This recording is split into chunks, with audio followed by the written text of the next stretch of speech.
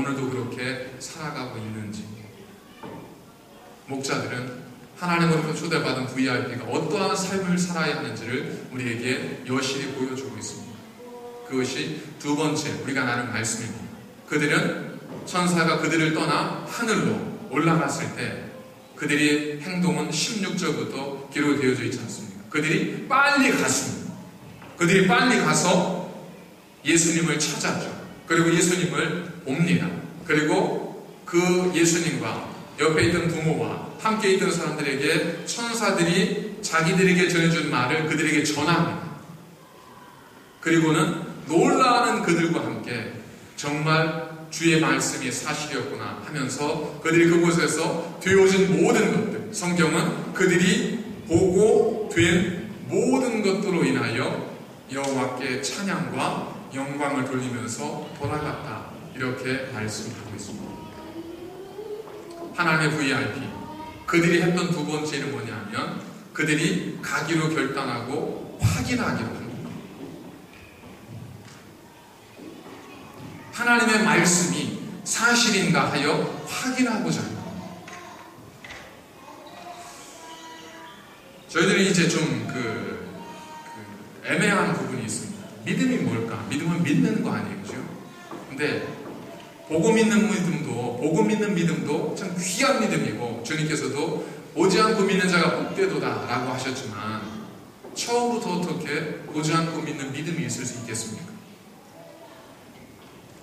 그럼에도 불구하고 우리는 무조건 믿는 것이 진정한 믿음이고 바른 믿음이다라고 생각하면서 우리가 믿지 못하는 것에 대해서 굉장히 주의의식을 가질 때가 많이 있지 않겠습니까? 그런데 잘 생각해 보시면요, 믿음이란 맹목적으로 그냥 믿는 게 믿음이 아닙니다. 믿음은 믿어주는 게 믿음이 아닙니다. 믿음은요, 믿어지는 겁니다. 내가 믿어주는 거는 그것 자체가 누구의 행위예요? 내 행위지만 믿어지는 것은 하나님의 은혜입니다. 믿어지면 그건 하나님의 은혜라고 더 이상 고민할 필요가 없습니다. 하지만 내가 그냥 믿어준다라고 하는 것에 대해서는 저희들이 좀 심각하게 생각해 볼 필요가 있습니다. 자녀를 어떻게 하죠? 부모가 믿어주는 거예요. 자녀가 믿어지세요? 믿어주세요? 말 한마디지만, 단어 하나, 끝 하나, 음절 하나지만 엄청난 의미가 담겨 있지 않습니까? 믿어주는 거죠. 부모가 자녀를 믿어주는 거예요, 끝까지. 믿음이 가지 않을 때도 있지만 믿어주는 겁니다. 그래서 어떻게 해요? 부모는 그 자녀를 믿어주기 때문에 믿긴 하지만 그래도 마음에 한켠에 좀 의구심이 있지 않습니까?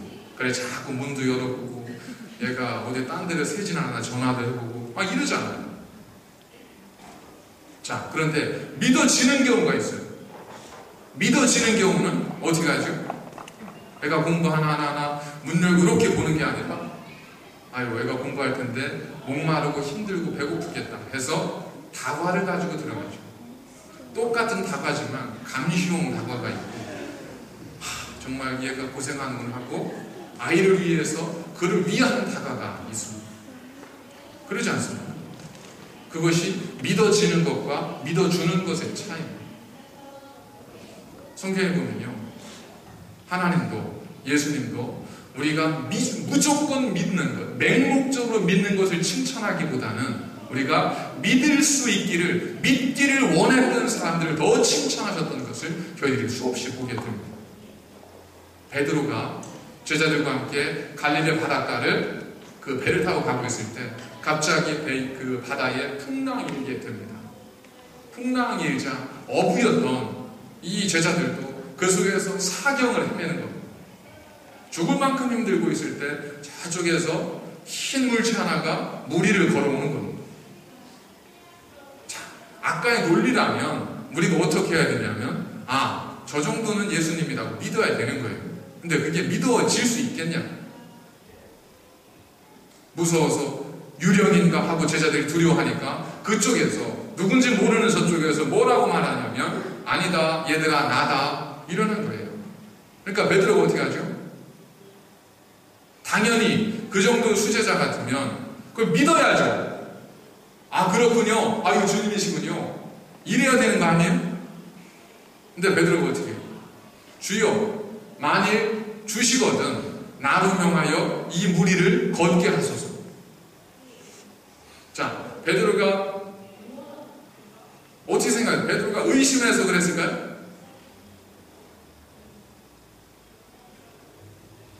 베드로가 예수님께 주여 만일 주시거든 나로 무리를 걷게 하소서, 그렇게 주님께 요청을 드립니다. 그런데 여러분들 잘 생각해 보세요. 아, 저도 의심돼가지고 저렇게 확인해 보려고 그랬구나 생각할 수도 있습니다. 그런데 그쪽에서 뭐라고 하냐면 그래 와라 이래요. 그래 와라.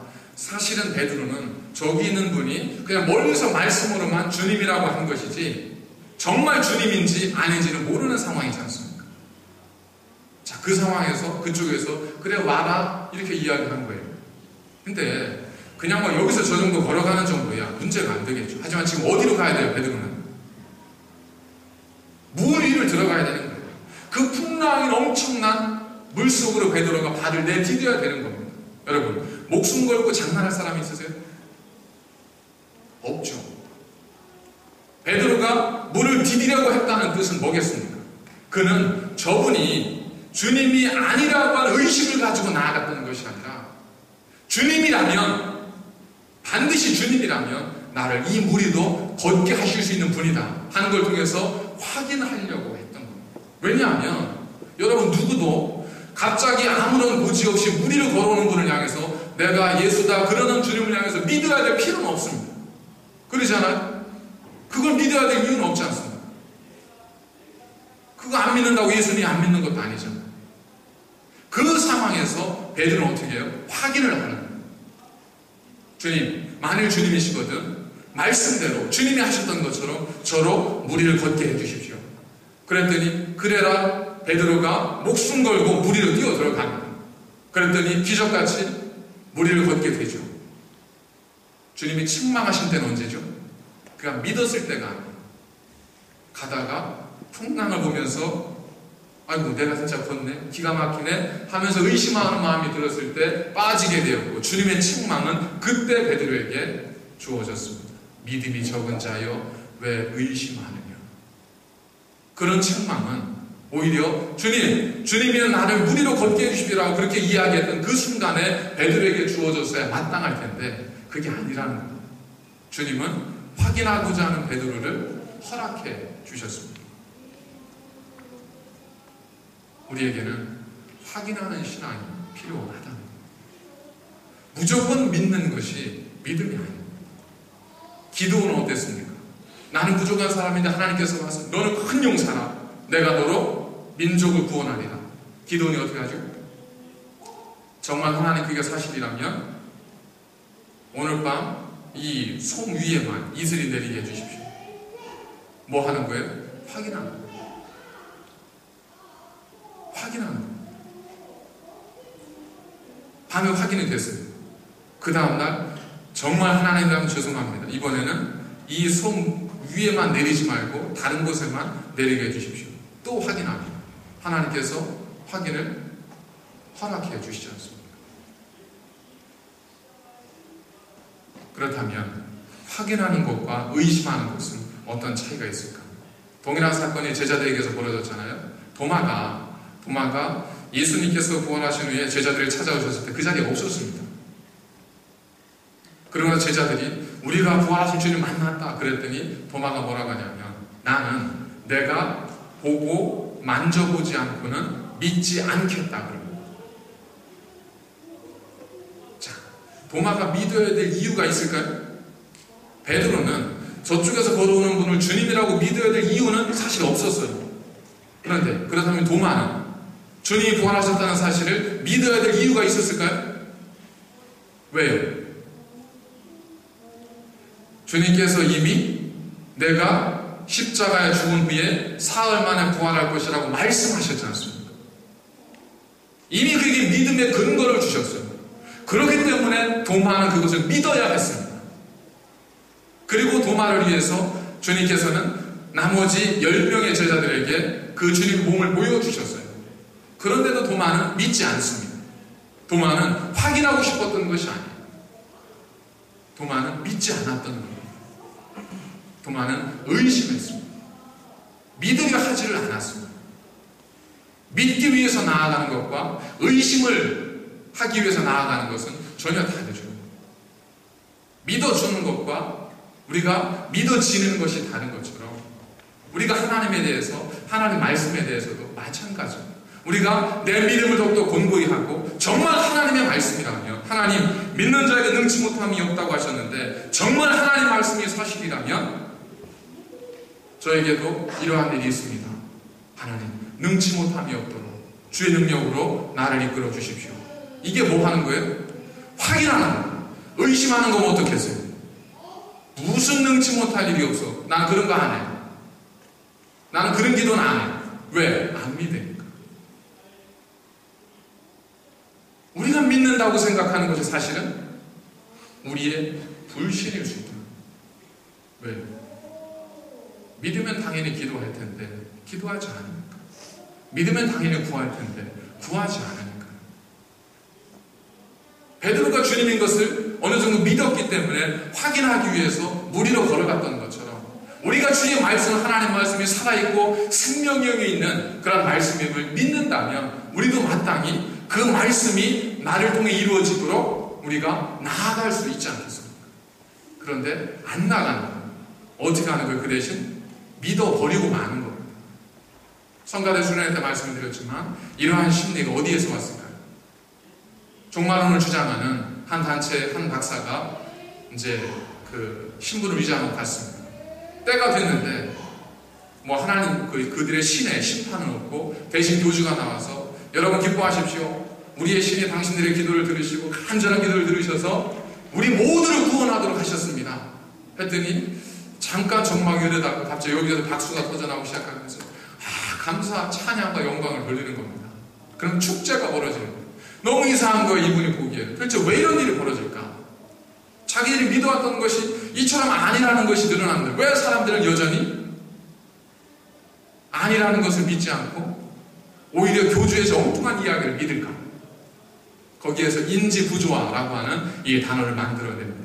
자기가 생각하고 있는 것과 실제 현상이 다를 때, 부조화가 생겼을 때 사람은 어떻게 하느냐? 둘 중에 하나를 선택하게끔 되어 있습니다. 왜냐하면 선택할 수밖에 없죠.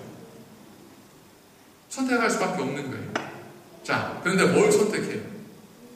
내가 믿어왔던 걸 아니라고 부정하거나 그래야 현실이 인정되는 거고, 아니면 이 현실을 부정해버려야 내 믿음을 지속할 수 있는 겁니다. 그런데 우리에게는 어떤 심리가 있다고 했죠? 손실 기피의 욕구가 있다고 했지 않습니까? 사람에게는요, 내가 지금까지 이렇게 해왔는데 이게 아무것도 아니라는 것을 받아들이고 싶지가 않은 욕구가, 심리가 있어요. 그러다 보니까 사람들이 어떻게 해요? 뭘 부정해요? 그 믿음을, 지금까지 살아왔던 삶을 억울하게 여기지 않기 위해서 현실을 부정해버리는 겁니다. 그래서 오히려 교주의 말에 환호성을 지르고 계속 그 믿음과 신앙을 이어가는 겁니다. 그게 믿음일까요? 그건 믿음이 아니지 않습니까? 맹목적인 어떤 신념에 지나는 것이지 어떻게 믿음이 될 수 있겠습니까? 하나님에 대한 우리의 신앙도, 우리의 믿음도 마찬가지예요. 우리가 믿어줄 수 있습니다. 그러나 그것은 믿음이 아닙니다. 믿어져야만 합니다. 믿어지기 위해서 어떻게 해야 되죠? 확인하는 작업이 필요합니다. 하나님께서 말씀하셨을 때, 그의 음성이 내 가슴 속에 들려왔을 때 그것을 확인하시는 작업을 가지셔야 됩니다. 어떻게? 베드로가 했지 않습니까? 주님이 정말 주시라면 나로 무리를 걷게 해주십시오. 그리고 주님께서 와라 그랬을 때 가는 거예요. 어떤 분은 그걸 확인한다고 오라고 안 했는데 가다가 사단에 난 분이 있어요. 실제로. 예, 실제로 나는 무리를 걸을 수 있어 믿음만 가지고 갔다가 빠져서 사단 난 분이 있어요. 우리가 하나님의 말씀을 하나님의 뜻 가운데서 확인하실 필요가 있습니다. 어떤 말씀의 은혜를 받았다면 너무나 감격스럽고 너무나 은혜스러운 말씀이고 감사합니다. 이러고 끝나면 그것은 그냥 또 스쳐 지나가는 것에 불과합니다. 어떻게 해야 됩니까? 여러분, 우리가 어렸을 때부터 익숙한 것이 뭐냐면 학습이잖아요. 학습. 배울 학에 익힐 습입니다. 학습한다는 것은요, 뭔가 새로운 걸 듣는 게 아니에요. 뭔가 새로운 걸 보는 게 아닙니다. 학습은 배운 것을 익히는 것이 학습입니다. 그래서 어떻게 해야 돼요? 배운 것을 반복적으로 기억하고 공부하고 써보고, 이것이 학습입니다. 믿음도 마찬가지예요. 우리가 들었다면, 주의 은혜가 내게 임했다면, 하나님의 영광이 목자들에게 비추어졌던 것을 우리에게 임했다면, 이제 우리가 해야 될 일은 하나님의 VIP로서 그것을 확인해 보는 겁니다. 고린도후서 5장 13절인가 있는 말씀처럼 너희가 너희 자신이 믿음 위에 있는지 너희 자신을 시험하여보라 라고 하신 말씀처럼 우리가 한번 시험해 볼 필요가 있습니다. 하나님 주신 말씀이 정말 사실임을 믿고 그것이 하나님 사실이라면 저에게도 하나님 말씀은 사실이어야 하지 않겠습니까?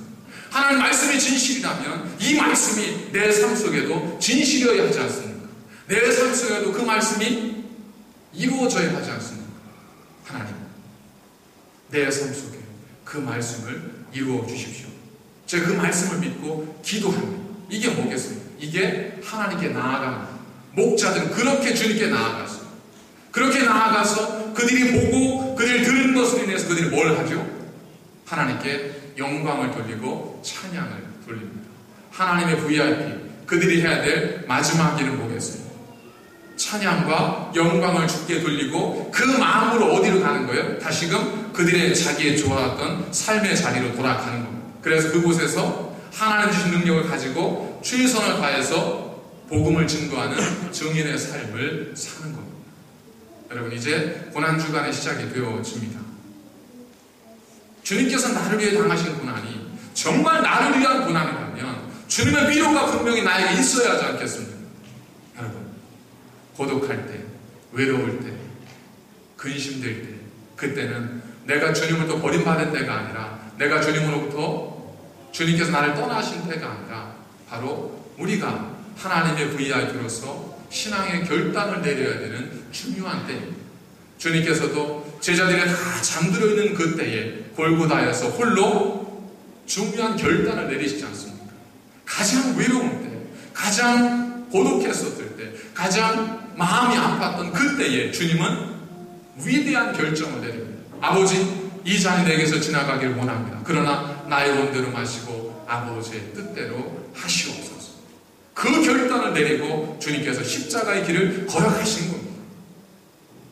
결국 주님은, 하나님께서는 그를 영광스러운 하늘의 보좌에 앉히셨지 않습니까? 여러분, 한 주 동안 남은 여러분들의 삶 동안 하나님의 말씀이 진실임을 확인해 보십시오. 여러분들의 삶 속에서, 여러분들의 하루하루 일거수일투족 속에서 하나님 말씀이 진실이고 하나님 말씀이 살아있고 하나님 말씀이 지금도 역사한다는 것을 여러분의 삶을 통하여 한번 확인해 보십시오. 그래서 확인되어진 그 믿음, 확인되어진 그 내용을 가지고 하나님께 영광을 돌리고 그걸 가지고 나아가서 간증하고 그걸 가지고 나아가서 복음을 증거하는 겁니다. 거기에 능력이 있는 겁니다. 그러한 신앙, 참된 신앙, 무조건 믿는 믿음이 아니라 확인하고 하나님 말씀의 사실임을, 내 삶 속에도 사실임을 확인할 수 있는 그러한 여러분들의 삶이 되셔서 우리 모두의 삶이 하나님 은혜 속에서 정말 부끄럽지 않은 하나님 백성으로서의 영광스러운 삶이 되시고 여러분들의 삶 속에 말씀의 깊은 세계, 하나님의 능력의 놀라운 세계가 이제후로 영원토록 여러분들의 삶 속에 계속해서 펼쳐지시고 경험하시고 그 안에서 감사와 찬양이 넘치는 복된 삶이 되시기를 주님의 이름으로 간절히 축원을 드립니다. 잠시 기도하시도록 하겠습니다. 하나님, 감사를 드립니다.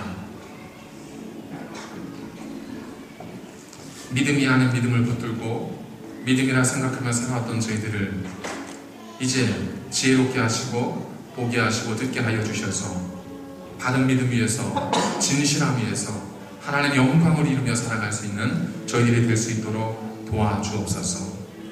듣기는 하였지만 확인하려 하지 않았습니다. 확인하는 것을 불신앙이라 생각했고 그것을 경솔한 행동이라 생각하였습니다.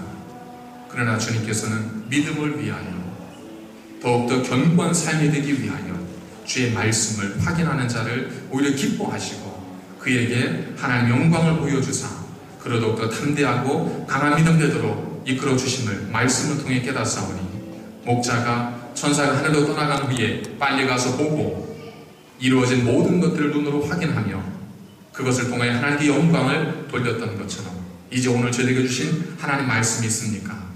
주의 백성들의 가슴속에 남겨진 하나님의 말씀이 있습니까?